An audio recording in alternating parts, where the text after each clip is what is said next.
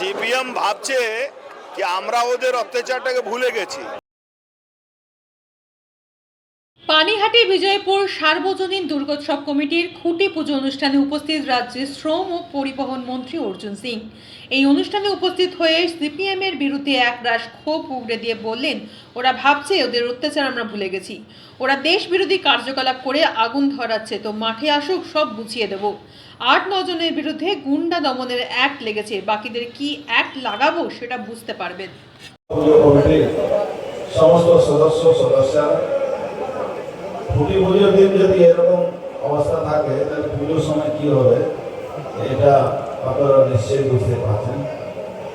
এখানে মঞ্চে উপস্থিত আছেন আমাদের কলিগ, আমাদের এই এলাকার বর্ষিয়ান সমাজসেবী নেতা চণ্ডীচরণ রায় মহাশয়, আমার ছোট ভাই জয় উপস্থিত আছেন এখানে, আইসি খর্দা, সর্বোপরি আপনারা যারা এখানে বসবাস করেন এসপি টাউনে, প্রত্যেক মানুষকে আমার অভিনন্দন নমস্কার জানাই।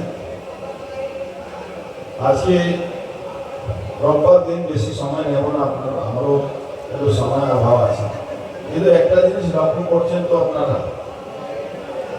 এবার পুজো হচ্ছে, শুধু উৎসব, আর সনাতন ধর্মের উপরে যারা আঘাত করবে তাদের ঠাকুর, ভগবান, মা দুর্গা, মা কালী কেউ ক্ষমা করবে। দেখেছিলেন তো আপনারা, মা কালী মুন্ডু কেটে দেওয়া হয়েছিল, তার কি অবস্থা হয়েছে।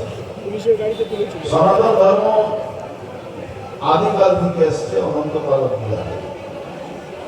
আমি কোনো অন্য ধর্মকে আঘাত করার জন্য বলি না, কিন্তু আমাদের ধর্ম, আমরা পৃথিবীতে একটাই দেশ আছে, যে দেশটা হলো ভারতবর্ষ, যেখানে আমরা সনাতনীরা বসবাস করি। অনেক জায়গায় থাকে মানুষ, কিন্তু আমাদের জন্য একটাই দেশ আছে। এবার এই দেশটাকেও কিছু কিছু মানুষ অস্থির করার চেষ্টা করছে। আপনারা নিচে আমাকে একটা প্রশ্ন করছিলেন তো, কিছু লোক ওই জেনজি নামে ওই রাষ্ট্রবাদকে ধ্বংস করার চেষ্টা করছে। যে দেশে বলা হয় 38 কোটি যেখানে ঠাকুর দেবতা আছে, সেখানে এই দেশটাকে কেউ নষ্ট করতে পারবে না, কেউ ধ্বংস করতে পারবে। যারাই এর সঙ্গে যুক্ত আছেন তারা কিন্তু নিজেকে সাবধান রাখুন। বিলুপ্ত প্রাণী হয়ে গেছেন, আবার বিলুপ্ত প্রাণী যতটুকু বেঁচে আছে দূরবীন দিয়ে দেখেও আপনাদের পাওয়া যাচ্ছে না। আমি শুনছি কিছু কিছু জায়গা উস্কানি দেওয়ার চেষ্টা হচ্ছে। মা দুর্গার আশীর্বাদে সমস্ত অসুর শক্তি নাশ হবে, অসুর শক্তি বিনাশ হবে, এটাই মায়ের কাছে প্রার্থনা করি। আগামী দিন আবার দেখা হবে এই কথা বলে। যতগুলো ফেরিঘাট আছে 43, তার মধ্যে একটা একটু টেকনিক্যালি ফল্ট আছে, সেটা ঠিক করানো হচ্ছে। আর উইদিন এ মান্থ সব জায়গা ফেরি সার্ভিস চালু হয়ে যাবে।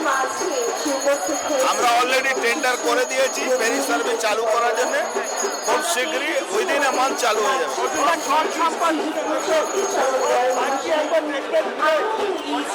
যেদিন ফেরি সার্ভিস চালু করব আমরা, আপনারা দেখবেন, আমরাও দেখব। দেখো, মেট্রো ট্যাক্সি আমরা চালু করার চেষ্টা করছি, যে যাতে আমাদের এই শুধু মালবাহী না, মানুষকেও নিয়ে যাওয়াটা, ওই মেট্রো ট্যাক্সি একটু স্পিডে থাকবে। এখান থেকে ব্যারাকপুর থেকে, ওদিকে চন্দননগর থেকে, ওরকম ব্যান্ডেল থেকে, এইভাবে এক একটা রুট হবে যেটা কলকাতা পৌঁছবে, যাতে ট্রেন বাসের যে প্রেসারগুলো ওটা কমবে। পুজোর আগে এই পরিবহন নিয়ে কি আশ্বস্ত করছেন মানুষকে? পুজোর আগে অনেক কিছু পাবেন, ওয়েট করুন, মায়ের আশীর্বাদ নিয়ে আমরা অনেক কিছু করব। সরকারি বাস রাস্তায় দেখা যাচ্ছে, আগে শুনলাম তেল চুরি হয়ে যেত, নেতারাই তেল ভরে নিত আর কর্মীরা লুডু খেলত।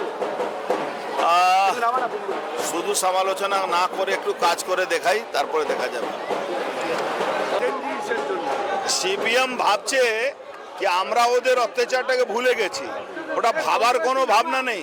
চলছে আপনার? সিপিএম ভাবছে ও কিছু অতি বামপন্থী, দেখেছেন তো অমিত শাহজি বলেছিলেন মাওবাদীদেরকে 31 মার্চের মধ্যে পুরো সর্বনাশ করা হবে, করে দেওয়া হয়েছে। সিপিএম দেশ বিরোধী কাজের আগুন ধরাচ্ছে, তো ওর সঠিক জবাব আমরা সামনে দেখবেন। একটু মাঠে নামুক, এবার আমরা ওদেরকে বুঝিয়ে দেবো। কিভাবে বুঝাবেন দাদা? যে ভাষায় ওরা বুঝবে সেই ভাষা বুঝাবো। ওই সিপিএম এর যারা সিপিএম এর যে মালগুলো ওই দেখেছেন তো 8-9 জনের গুন্ডা অ্যাক্ট লেগেছে। এবার যারা আরো উস্কানি দিচ্ছে তাদেরকে কি অ্যাক্ট লাগাবো আমরা সেটা সামনে আসবে। আন্দোলনে নাচ হচ্ছে, গান হচ্ছে। আরে আন্দোলন করছে কারা? গুন্ডারা। আন্দোলন করছে কারা? রাজাবাজারের সব থেকে বড় তোলাবাজ সেই আন্দোলন করছে, সে সিপিএম এর বড় নেতা।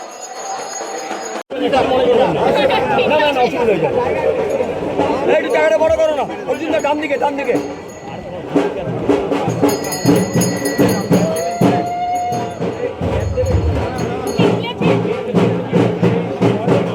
বললে হবে না, স্টিভ হয়ে দাঁড়িয়ে থাকতে হবে, বললে হবে না। এই জয়, এই জয়, জয় ওদিকটা, ওদিকটা, অর্জুন দা ওদিকটা চলে যাও। কিচ্ছু হবে না, একটুখানি দিন না, এইটা পর্যন্ত, কাঠটা পর্যন্ত, এই কাঠটা পর্যন্ত দিন না। হচ্ছে